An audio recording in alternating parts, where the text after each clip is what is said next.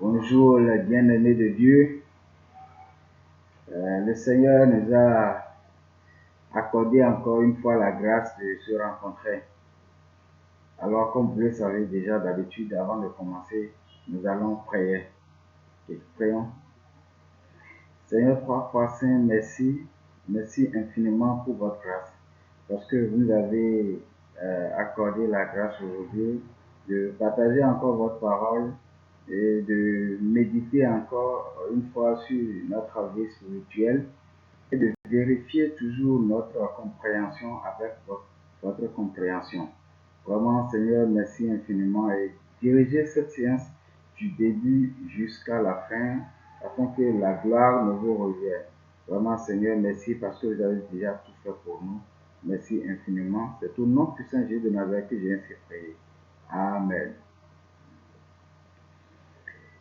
Ok, mes bien-aimés, j'espère que vous avez bien fêté. Ok, d'abord, je vous souhaite mes meilleurs vœux, car bonne heureuse année, en tout cas.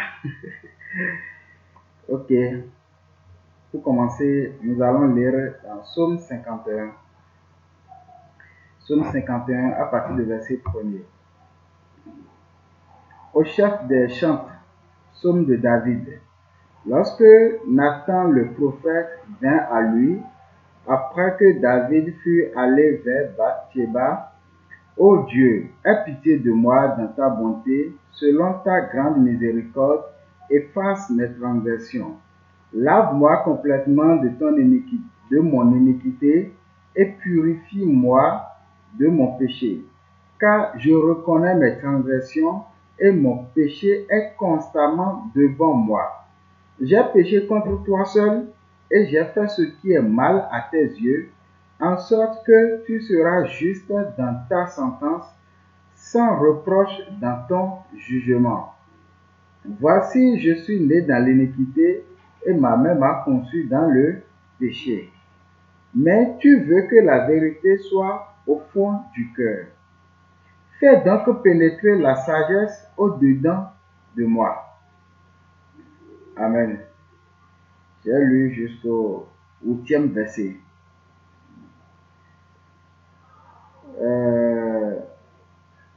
Ici, nous pouvons réaliser dans cette lecture qu'il s'agit de l'histoire de David. Et ça va dans 2 Samuel, chapitre 12. Là, David, le prophète Nathan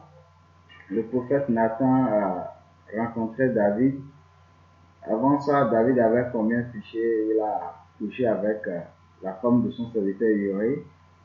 Et puis, puisque la femme est devenue finalement enceinte, il a tué son mari pour pouvoir s'accaparer de sa femme. Donc, c'est un péché que David a commis en ce temps-là. Mais pour lui, il a fait ça en cachette, c'est-à-dire personne n'est au courant. Mais bizarrement, il y a quelqu'un qui a commencé par lui parler de ça. Voici, Dieu sait tout ce que David a fait secrètement. Dieu sait ça. Maintenant, Dieu a révélé toutes ces choses à son serviteur, son prophète Nathan. Et Dieu a envoyé Nathan vers David pour lui faire narrer toutes ces choses. Tout ce que lui il a fait en cachette, Dieu a envoyé Nathan pour lui dévoiler cela, pour lui montrer qu'il est au courant. Donc voici, Nathan est venu, il a passé même pas une histoire qui n'a même pas accord avec ce que David a fait. Mais bizarrement, nous pouvons réaliser que David, il est tombé dans ce piège-là. Et directement, Nathan lui a dit que c'est lui qui est cet homme-là. Donc si on doit tuer quelqu'un, c'est lui qu'on devait tuer. Et il a raconté maintenant comment ça s'est passé. Il a couché avec Bathsheba et puis il a tué son mari. Nathan a tout raconté. En ce temps, David a vu maintenant que ses péchés sont dévoilés. Donc, il ne savait plus quoi faire. Obligatoirement, il a commencé par demander pardon maintenant à Dieu. Ah, j'ai péché contre l'Éternel. Donc, c'est suite à cela, après il a écrit Psaume 51 pour exprimer maintenant son sentiment. En tout cas, il a tout expliqué quand même, comment il s'est humilié devant Dieu. Il a tout expliqué. Mais, ce que je vais vous parler, c'est quoi? Souvent, il y a certaines personnes qui me disent que David ne m'a demandé le pardon de ses péchés après avoir commis adultère et meurtre. Il a demandé le pardon de ses péchés. Mais pourquoi moi j'enseigne aux gens que on ne doit pas demander le pardon? C'est pas moi qui enseigne, c'est la Bible. C'est pourquoi souvent je dis que nous devons avoir la compréhension biblique pour comprendre le cœur de Dieu. Si vous n'avez pas la sagesse de Dieu, vous ne pouvez jamais comprendre la Bible. Ok? Voici le verset premier, bon, à partir du verset 2 jusqu'au 6e verset, David, il a parlé d'une chose d'abord. À partir du premier verset, il dit, lorsque Nathan, le prophète, vint à lui, après que David fut allé vers Bathsheba, ô Dieu, aie pitié de moi dans ta bonté, selon ta grande miséricorde, efface mes transgressions. C'est-à-dire, là maintenant, David a commencé par exprimer, il a commencé par demander, s'excuser, demander pardon devant Dieu, n'est-ce pas? Le verset 4 aussi dit, lave-moi complètement de mon iniquité et purifie-moi de mon péché. Il demande le pardon des péchés, n'est-ce pas? Car je reconnais mes transgressions et mon péché est constamment devant moi. Il dit, car je reconnais mes transgressions et mon péché est constamment devant moi. C'est vrai, David, il a reconnu ce qu'il a fait de mal. Et puis, dans sa prière maintenant, dans sa repentance, il est en train d'exprimer cela devant Dieu. Et puis, il dit maintenant que, voici, ses péchés sont constamment devant lui. C'est-à-dire, les péchés, ce qu'il a fait est adultère et meurtre. En tout cas, toutes ces choses sont devant lui. Pourquoi? Il dit encore, le verset maintenant 6, il dit, j'ai péché contre toi seul et j'ai fait ce qui est mal à tes yeux, en sorte que tu seras juste dans ta sentence, sans reproche dans ton jugement. David a compris maintenant réellement qu'il a péché devant Dieu. Il a péché devant Dieu. Tel que vous aussi, vous priez, vous demandez le pardon. Seigneur, voici, j'ai fait comme ça. Pardonne-moi. Vraiment, Seigneur, purifie-moi de toutes mes iniquités. Vous priez comme ça. David aussi a prié comme ça. Je n'en disconviens pas. Mais vous savez, David, lui, il ne s'est pas arrêté sur le verset 6. Il a continué. Maintenant, dans le verset 7, il a encore expliqué quelque chose que vous ne mentionnez pas dans vos prières. Qui est quoi? Le verset 7, il dit, voici, je suis né dans l'iniquité et ma mère m'a conçu dans le péché. Ouais. Voici, je suis né dans l'iniquité et ma mère m'a conçu dans le péché. Mais tu veux que la vérité soit au fond du cœur. Fais donc pénétrer ta sagesse au-dedans de moi. Voici, je suis né dans l'iniquité et ma mère m'a conçu dans le péché. Ça veut dire quoi? Je vais vous expliquer un peu. Si David dit, il est né dans l'iniquité et sa mère l'a conçu dans le péché, ça veut dire que depuis le ventre de sa maman, depuis le ventre de sa mère, il était quoi? Un pécheur. Depuis le ventre de sa mère, il était un pécheur, il est toujours un pécheur. Vous voyez? Depuis le ventre de sa mère, il est pécheur. Il n'est pas juste là-bas. Ça veut dire quoi?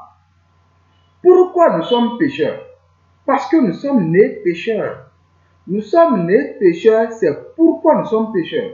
L'homme ne pêche pas après avoir devenu pécheur. Non, non, non. Ce n'est pas que j'ai péché, après avoir péché maintenant, je suis devenu pécheur. Ce n'est pas ça.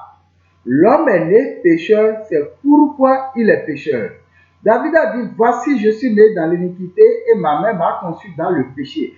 C'est que depuis le ventre de sa mère, il était pécheur. Ou bien, dans le ventre des mères, dans le ventre des mamans, est-ce qu'il y a un monde là où on pêche avant de naître? Je ne crois pas. Mais pourquoi David a mentionné cela? David est en train de nous montrer que oui, c'est vrai, il a commis adultère. Il est en train de dire à Dieu, c'est vrai, il a commis adultère, il a tué son serviteur, c'est vrai. Mais pourquoi? Parce qu'il est pécheur.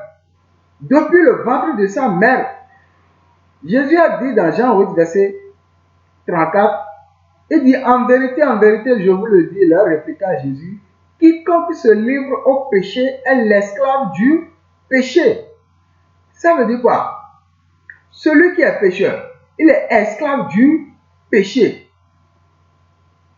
Vous comprenez? C'est vrai, au début, c'est Adam et Ève qui avaient accepté la pensée du diable, c'est-à-dire le péché dans le monde. Et depuis ce temps-là, nous sommes devenus pécheurs. Il y a le péché qui est entré dans ce monde-là. Adam et Ève, eux, ils ont accepté la pensée du diable volontairement. Ils ont accepté le péché dans leur cœur, volontairement. Mais après avoir accepté cette pensée, automatiquement, ils sont devenus quoi? Esclaves de cette pensée. C'est pourquoi vous pouvez constater qu'après avoir accepté cette pensée, facilement, maintenant, ils pouvaient aller faire quoi? Désobéir Dieu. L'arbre de connaissance du bien et du mal, qui était arbre de mort, finalement est devenu arbre de vie pour eux. Précieux pour ouvrir l'intelligence, agréable à la vue. Pourquoi? Parce que après avoir accepté cette pensée, ils sont devenus automatiquement esclaves de cette pensée. Maintenant qu'ils sont devenus esclaves de cette pensée, ils doivent voir toutes choses maintenant avec la sagesse, avec perspective de cette pensée. Est-ce que vous saisissez un peu? Donc c'est ça. Et depuis ce temps-là, l'homme est devenu esclave du péché. Mais nous n'avons pas accepté le péché volontairement. Non. Nous avons hérité le péché. Vous comprenez?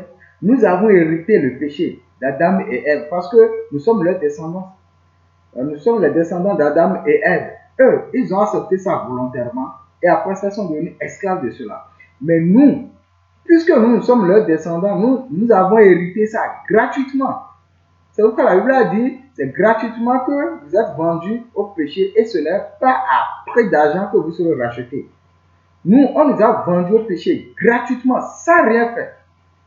C'est pourquoi nous sommes pécheurs. C'est ce que David a compris. Et finalement, il dit, oui, c'est vrai. Je pêche, j'ai commis adultère, j'ai tué.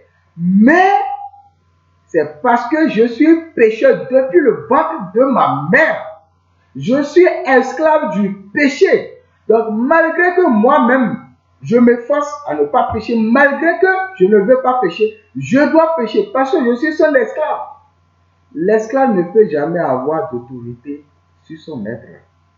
C'est le maître qui a l'autorité sur l'esclave. Vous comprenez? Nous les hommes, nous sommes esclaves du péché. Le péché est notre maître. Tous ceux qui sont pécheurs, le péché, c'est-à-dire la pensée du diable même, est leur maître. C'est pourquoi Jean 8, verset 44 a dit, vous avez pour père le diable. Vous comprenez? Tous ceux qui sont pécheurs, leur père, leur maître, c'est diable. David a compris cela. Maintenant qu'il a compris cela, il a dit quoi? Le verset 8, il dit, mais tu veux que la vérité soit au fond du cœur. Fais donc pénétrer la sagesse au-dedans de moi. Hein? Mais tu veux que la vérité soit au fond du cœur. La vérité, c'est quoi? C'est l'évangile, la bonne nouvelle, l'histoire de Jésus-Christ. L'évangile qui nous délivre du péché. Jésus a dit, vous connaîtrez la vérité et la vérité vous affranchira. La vérité va nous affranchir de quoi? De nos péchés. Donc quand David a compris cela, il a compris lui-même ne peut rien faire. Mais juste il a besoin de quoi? De la vérité dans son cœur. Il dit maintenant que Dieu même n'a qu'à installer cette vérité, sa sagesse dans son cœur. Donc lui-même il ne peut pas le faire. David a confessé les deux choses. Les fruits du péché et puis le péché. Si je vais vous donner l'exemple d'un arbre, celui qui trouve un petit manguier, c'est que tôt ou tard, ce manguier va produire quoi? Des mangues. C'est ça, hein? Tôt ou tard, il va produire des mangues. Vous comprenez? Donc, voici, l'arbre là a grandi. Il a commencé par produire des fruits. Maintenant, pourquoi cet arbre a commencé par produire des fruits?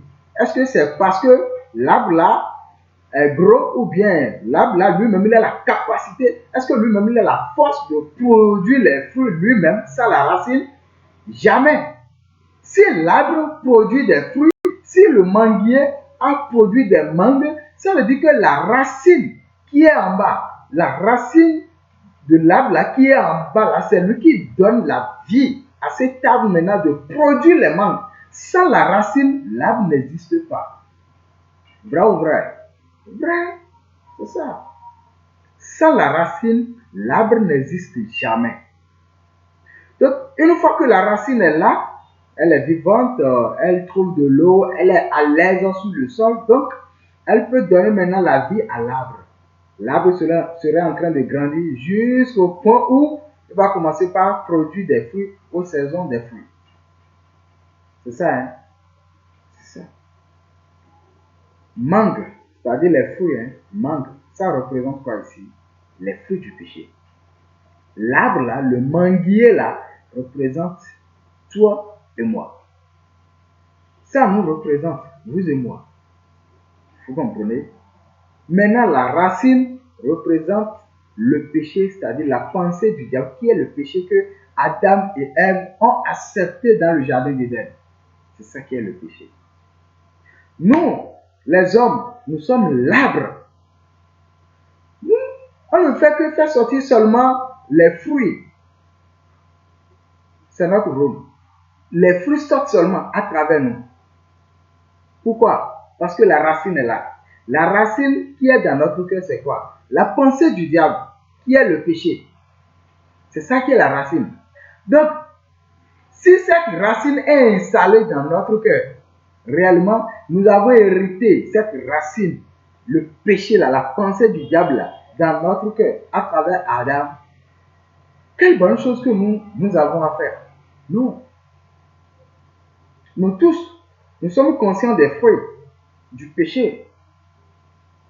Les adultères, vol, mensonges, hein, toutes ces choses, en tout cas, toutes les mauvaises choses que l'homme commet sur cette terre, ce sont quoi? Les fruits du péché. Mais le péché en réalité c'est quoi? C'est la pensée du diable que nous avons hérité d'Adam. Nous avons hérité dans notre cœur, nous avons hérité dans notre sang. Et nous sommes nés avec ça. C'est ce que David a mentionné. Voici, je suis né dans l'iniquité et ma mère m'a conçu dans le péché. Donc, malgré qu'il ne veut pas, il doit pécher parce qu'il est esclave du péché. Mais vous, si vous voulez prier, vous dites quoi? Oh Seigneur, pardonne-moi, voici, j'ai commis tel péché, Seigneur, pardonne-moi. Plus jamais je ne vais plus pécher. Plus jamais je ne vais plus pécher. C'est comme ça que vous priez. C'est vrai, David aussi a parlé ainsi, du verset 1er jusqu'au 6e, du verset 3 jusqu'au 6e verset. Mais à partir de verset 7, son langage a changé. Ah, voici, je suis né dans l'iniquité et ma mère m'a conçu dans le péché. Donc, je ne peux rien faire moi-même. Mais Dieu, c'est toi-même qui peux me donner ta vérité. C'est ça. Vous devez savoir ça. La vraie repentance, ce n'est pas de raconter seulement les mauvaises choses que nous faisons. Non. Ce n'est pas la vraie repentance. Ça. La vraie repentance, c'est de dire les fruits, c'est-à-dire c'est de confesser les fruits et la racine, comme David a dit. Il a expliqué les fruits et puis la racine. Il a dit, oui, c'est vrai, il a expliqué, genre, il a péché, c'est vrai. Mais pourquoi il a péché? Parce qu'il est né pécheur. Il est esclave du péché. Vous comprenez un peu? C'est ça. C'est vraiment important. Ce n'est pas le fait de raconter seulement les fruits qui est la repentance. Non, non, non, non. La repentance n'est même pas là. Si après avoir fini de raconter les fruits, vous devez aussi parler de la racine. Oui, c'est vrai, j'ai commis adultère. Oui, Seigneur, c'est vrai. J'ai tué, j'ai menti, j'ai volé. Mais c'est parce que je suis né pécheur. C'est parce que je suis esclave du péché. Donc, je suis misérable. Je ne peux rien faire moi-même. Apôtre Paul aussi, lui-même, il a découvert cela. Je ne sais pas si vous avez lu Romains chapitre 7. On peut lire. Même si vous n'avez jamais lu, on peut lire rapidement. Romains chapitre 7. À partir de verset 14, il dit: nous savons en effet que la loi est spirituelle, mais moi je suis charnel, vendu au péché. Car je ne sais pas ce que je fais, je ne fais point ce que je veux, et je fais ce que je rêve. Or, si je fais ce que je ne veux pas, je reconnais par là que la loi est bonne. Et maintenant, ce n'est plus moi qui le fais, mais c'est le péché qui habite en moi. Ce qui est bon, je le sais, n'habite pas en moi, c'est-à-dire dans ma chair, j'ai la volonté, mais non le pouvoir de faire le bien. Car je ne fais pas le bien que je veux et je fais le mal que je ne veux pas. Et si je fais ce que je ne veux pas, ce n'est plus moi qui le fais, mais c'est le péché qui habite en moi. Vous voyez? Ici, apôtre Paul aussi a dit la même chose que David a dit. C'est-à-dire quoi? La Bible a été très claire. Accepter la conception, la compréhension de la Bible, et puis c'est fini. Apôtre Paul a dit, si je fais ce que je ne veux pas, ce n'est plus moi qui le fais. C'est le péché qui habite en moi. Vous pensez que c'est vous-même qui pêchez. C'est pas ça. Si vous commettez adultère, vous pensez que c'est vous-même. Si vous mentez, vous pensez que c'est vous-même. Si vous tuez, vous pensez que c'est vous-même. Donc, c'est normal pour vous de dire, Seigneur, c'est moi qui ai péché. C'est moi qui ai péché. Pardonne-moi, je ne vais plus faire ça. C'est normal que vous priez comme ça. Parce que vous croyez que c'est vous-même. Alors qu'en réalité, ce n'est pas vous. C'est quoi? C'est le péché qui habite en vous. Vous êtes esclave du péché. Vous êtes esclave du diable. Vous êtes esclave de la pensée du diable. Donc c'est normal que vous péchiez, c'est normal que vous priez comme ça. Parce que le diable aussi ne veut pas que vous recevez la vérité. Vous comprenez un peu? Repentez-vous. Et si je vous dis de vous repenter, c'est quoi? Désormais, dans vos prières de repentance là, ne mentionnez pas seulement les fruits du péché, mais la racine du péché. Et cette repentance se fait une seule fois pour le salut. La repentance du salut, c'est pour une seule fois. Oui, c'est vrai, après le salut, il y a la vie chrétienne. Et pour une bonne vie chrétienne, il faut la repentance et la foi. Ça là, c'est tous les jours. Mais pour le salut, la repentance, c'est pour une seule fois. C'est pour une seule fois. Et puis vous allez comprendre que depuis que l'apôtre Paul même a prié comme ça, ah Seigneur, je comprends maintenant que si je fais ce que je ne veux pas, ce n'est plus moi qui le fais, mais c'est le péché qui habite en moi. Depuis quand l'apôtre Paul même, il a prié comme ça, il ne s'est plus vu comme un homme pécheur, mais plutôt un homme juste. Et lui, il a encore prêché cet évangile-là, la rémission du péché-là, il a encore prêché ça pour que tous les autres disciples qui étaient avant lui. Vous comprenez un peu? Donc, imitez ceux de la Bible. Et non votre conception, votre pensée, votre propre justice. Non, non, non. Abandonnez votre propre justice. Et croyez seulement à ce que Dieu a dit. Quand apôtre Paul a vu son image jusqu'à ce point, il a dit quoi? Le verset 24 maintenant de Romains 7. Il dit, misérable que je suis, qui me délivrera du corps de cette mort? Qui me délivrera du corps de cette mort? Ça veut dire quoi? Avant, apôtre Paul, vous tous, vous savez qu'il était docteur de la loi. Il était docteur de la loi, et puis il enseignait la loi. Si il voit les disciples de Jésus même prêcher la bonne nouvelle, l'histoire de Jésus quelque part, il les tue.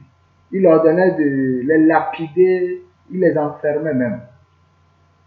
Mais quand Dieu lui a accordé la grâce, lui-même, il a rencontré Dieu et puis il a découvert ce qu'il est, il a découvert son propre image depuis ce temps-là. Il a compris que ce Jésus-là, c'est ce Jésus-là que lui-même, il doit croire pour aller au ciel. Il dit, misérable que je suis, qui me délivrera du corps de cette mort? Il ne veut plus faire quelque chose maintenant pour être délivré du péché. Mais il cherche maintenant qui? Un sauveur, celui qui va le délivrer. Il cherche maintenant le sauveur. Si vous lisez le verset 25, il dit, grâce soit rendue à Dieu par Jésus-Christ notre Seigneur. Ainsi donc, moi-même, je suis par l'entendement esclave de la loi de Dieu et je suis par la chair esclave de la loi du péché. Heureusement, il a compris finalement. Et depuis quand l'apôtre Paul a compris cela, il s'est détourné de ses œuvres et il a cru seulement en Jésus. Et c'est comme ça, l'apôtre Paul aussi, il y a eu la rémission de ses péchés, le pardon éternel de ses péchés. Vous aussi, reconnaissez vos images, découvrez vos images. Combien de fois vous êtes pécheur? Il y a d'autres qui pensent qu'eux, ils sont pécheurs 50% parce qu'ils ne pêchent pas seulement, mais ils pêchent, mais après ça, ils font encore du bien. Tes bienfaits pour t'amener au paradis? Impossible. Toi, tu as fait du bien plus que connaître? Non, hein? Mais finalement, c'est Pierre, le simple Pierre, qui lui a prêché l'évangile. Et c'est là, lui-même, il a eu l'assurance, le pardon éternel de ses péchés. Vos bienfaits ne peuvent jamais vous amener au paradis.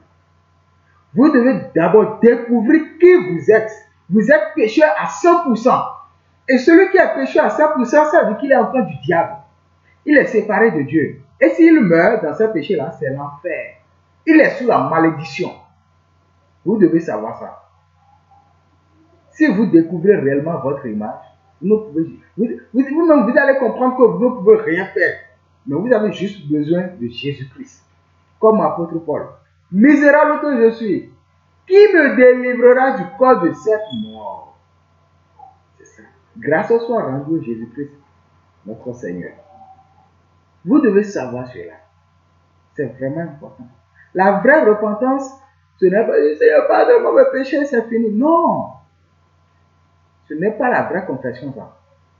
Voici, vous priez aujourd'hui, vous demandez. D'accord, David, il a prié comme ça, n'est-ce pas? Après avoir prié comme ça, le lendemain, il a encore prié comme ça. 3 jours après, il a encore prié comme ça. Une semaine après, un mois après, des années après, il a encore répété ça encore. Non! Si vous reconnaîtrez votre image, c'est fini. Dieu vous donne le salut. Et c'est gratuit. C'est là que vous pouvez comprendre maintenant l'importance de ce que Jésus-Christ il a fait pour vous sur la terre. Si vous ne vous découvrez pas qui vous êtes, vous ne pouvez jamais comprendre cela. C'est vrai. Vous ne pouvez jamais comprendre cela. Vous serez là en train de vous chiner seulement pour rien. Et puis vous allez mourir et se trouver finalement dans l'enfer. Amen. Donc, faites la repentance de David et d'apôtre Paul. Voici, je suis né dans l'iniquité. C'est vrai, il a commis adultère, il a tué. Mais il a dit quoi? Voici, je suis né dans l'iniquité et ma mère m'a conçu dans le péché. C'est-à-dire que depuis le ventre de sa mère, il était pécheur. Vous aussi, découvrez cela. Vous êtes pécheur à 100%. Vous êtes né pécheur. C'est pourquoi vous êtes pécheur.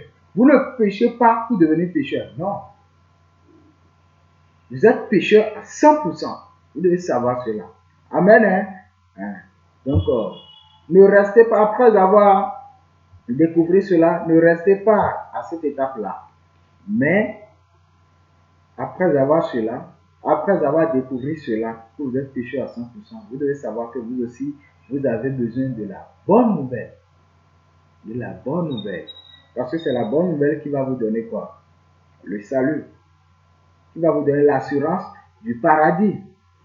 Galates chapitre 3, le verset 24. Là, il a dit, l'apôtre Paul a dit, ainsi, donc, la loi était comme un pédagogue pour nous conduire à Christ, afin que nous fussions justifiés par la foi. Oui, c'est vrai, la loi nous a montré notre image, combien de fois nous sommes pécheurs et tout.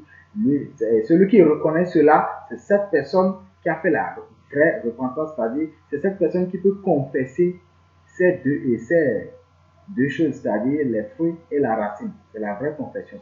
Après avoir découvert cela maintenant, vous pouvez croire en Jésus-Christ pour être juste maintenant par la foi. Amen. Si vous restez à cette étape de péché-là, je suis pécheur à 100%, c'est grave.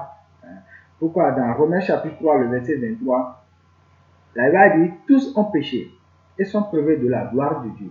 Tous ceux qui sont pécheurs sont privés de la gloire de Dieu. Tous ceux qui sont pécheurs sont privés. Vous ne pouvez jamais entrer au paradis avec le péché. Ça là, c'est sûr. Vous ne pouvez jamais entrer au paradis avec le péché. C'est faux là. Je vous jure. Écrivez ça quelque part. Impossible en grand caractère. Hein. Avec le péché, tu vas entrer au paradis. Impossible en grand caractère. Il faut écrire ça quelque part dans ta chambre. Mais qui peut aller au paradis? Le verset 24 de Romains 3. Il dit, et ils sont gratuitement justifiés par sa grâce, par le moyen de la rédemption qui est en Jésus-Christ. Et ils sont gratuitement justifiés. Qui a justifié gratuitement?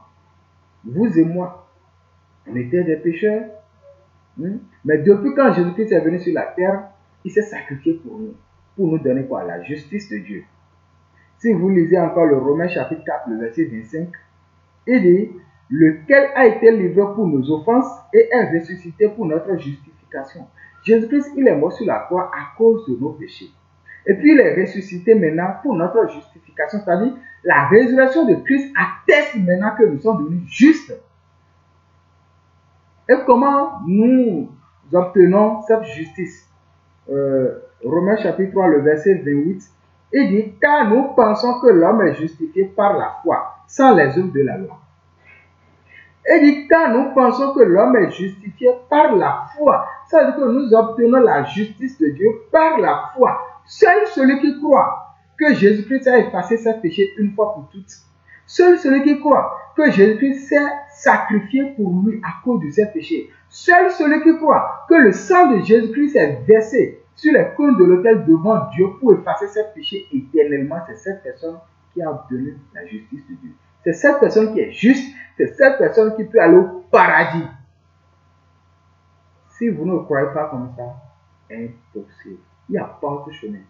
Le seul chemin par lequel l'homme peut aller au paradis, c'est le chemin qui est Jésus-Christ. Abandonnez tout ce que vous connaissez, votre propre justice, laissez tout. Croyez seulement que Jésus-Christ, il a déjà effacé tous vos péchés une fois pour toutes. C'est-à-dire éternellement.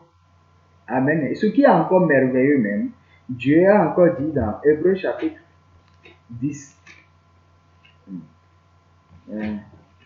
On va lire rapidement.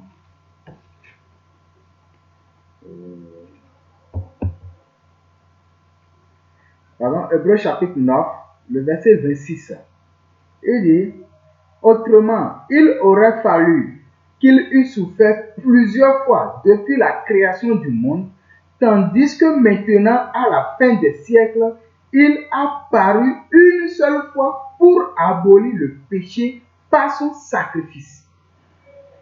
Par le sacrifice de Jésus-Christ, le péché est aboli, chers bien-aimés. Le péché, c'est aboli. Croyez en ça. C'est votre bénédiction, c'est ma bénédiction. Croyez en ça. Amen. Et pour finir, on va lire maintenant Hébreux 10, le verset 17 et 18. Il dit, et je ne me souviendrai plus de leurs péchés ni de leurs iniquités. Or, là où il y a pardon des péchés, il n'y a plus d'offrande pour le péché. Dieu dit, et je ne me souviendrai plus de vos péchés ni de vos iniquités. Pourquoi? Parce que Jésus-Christ a fait ça éternellement. Le verset 18 dit, or là où il y a pardon des péchés, il n'y a plus d'offrande pour le péché. Vous continuez à demander le pardon de vos péchés. Mais Dieu a dit, il n'y a plus d'offrande pour le péché. Donc, croyez en ça. Il n'y a plus d'offrande pour le péché. La repentance pour le salut, c'est une seule fois. Après ça, on obtient quoi? Le pardon des péchés éternels et c'est fini. Amen. C'est ça. Aujourd'hui, je vous ai expliqué la repentance de David. David n'a pas demandé seulement le pardon des faits du péché, mais il s'est encore reconnu. Il a découvert son image. Combien de fois il est pécheur? Il n'a pas péché, il n'est pas pécheur parce qu'il a péché, mais il est pécheur parce qu'il est né pécheur. Amen. Vous aussi, reconnaissez vos images comme ça. Découvrez qui vous êtes. Et en ce temps, vous pouvez comprendre la grandeur de ce que Jésus-Christ a fait pour vous. Amen. Merci. Je vais m'arrêter ici. Donc, on va prier. Seigneur, merci infiniment pour votre grâce. Parce que aujourd'hui, vous nous avez encore expliqué la repentance de David. Nous sommes vraiment reconnaissants pour cela. Parce que David, il n'a pas seulement raconté les fautes du péché, c'est-à-dire ses fautes, les mauvaises choses qu'il a fait. Il n'a pas raconté seulement cela, mais il s'est encore découvert. Il a encore montré combien de fois il est pécheur parce qu'il est né pécheur. David n'est pas pécheur parce qu'il a péché, il nous a montré que nous sommes pécheurs parce que nous sommes nés pécheurs. Vraiment, Seigneur, merci infiniment pour votre grâce. Et vous avez encore accordé cette grâce à l'apôtre Paul aussi de découvrir cela. Et depuis cela, lui-même, il est devenu votre disciple qui a prêché plus que tous les autres disciples. Alors, Seigneur Jésus, je demande votre grâce pour que tous ceux qui ont écouté ce sermon aussi puissent découvrir leur image comme David et apôtre Paul. Vraiment, Seigneur, merci infiniment parce que celui qui est venu à ce niveau peut comprendre l'importance de ce que vous êtes venu faire sur la terre. Merci beaucoup, Père. C'est au nom puissant Jésus de Nazareth que j'ai ainsi prié. Amen. Ok. Merci beaucoup, les bien-aimés de Dieu. Vous êtes déjà bénis. Vous êtes déjà bénis par l'Éternel parce que vous écoutez les bons sermons, c'est-à-dire les bonnes prédications bibliques de Dieu. Et ne laissez pas cette vidéo, ces audios seulement chez vous, mais partagez aussi pour sauver aussi l'esprit des autres qui sont toujours sous la malédiction. Donc, je vous remercie et à bientôt.